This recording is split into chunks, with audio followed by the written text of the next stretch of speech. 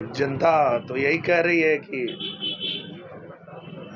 एक भाई जीत के भाग गया, एक भाई हार के भाग गया। 22 के बाद कभी धर्मेंद्र यादव आजमगढ़ दिखे तो थे नहीं।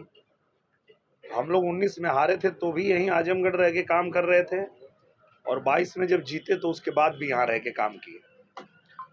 तो अभी तो हमको 1.5 साल ही मिला था, उसमें हम जितना कर सकते थे किए। अब जब 5 साल के लिए अवसर मिलेगा तो हम लोग और ज़्यादा काम करेंगे। सर 1.5 साल पहले ही लड़ाई हुई थी उनसे, अब फिर मैदान में है, तो ऐसे में क्या लग रहा है उस लड़ाई और इस लड़ाई में कितना फर्क रहने वाला है? फर्क ये है कि इस बार हम लोग और बड़ी जीत हासिल करेंगे, क्योंकि जो लोग 22 में हम लोगों से नहीं जुड़ पाए थे वो भी अब जुड़ रहे हैं।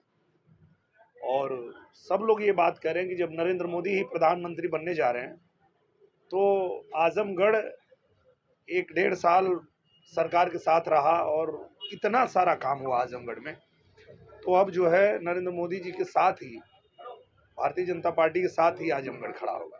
सर विपक्ष के लोग लगातार निशाना साधते रहते हैं यहाँ पर, वैसे में कह रहे हैं कि वादे दावे बहुत करते हैं लेकिन धरातल पर कुछ होता नहीं। तो ये तो हम अपना 1.5 साल का रिपोर्ट कार्ड देते हैं, ये लोग अपने 50 साल का रिपोर्ट कार्ड हमको दें कि आजमगढ़ में 50 साल में लोग क्या किए और हम 1.5 साल में क्या किए हैं, हमसे ले लीजिए।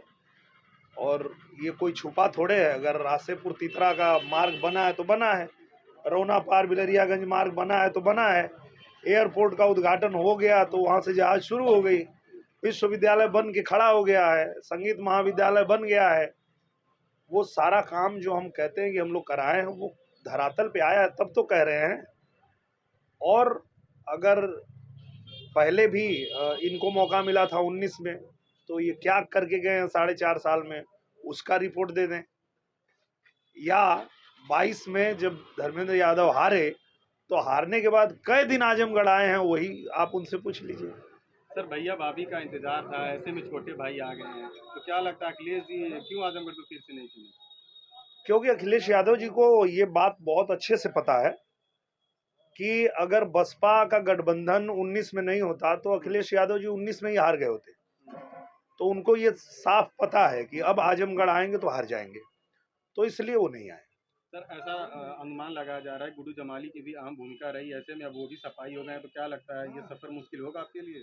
एक व्यक्तिगत किसी के जाने से कोई फर्क इसलिए नहीं पड़ता है कि अगर बसपा पूरा गई होती, बसपा के साथ हुआ होता गठबंधन, तो लगता कि हाँ भाई वो मजबूत हो गए। सिर्फ गुड्डू जमाली के जाने से तो कोई फर्क नहीं पड़ेगा।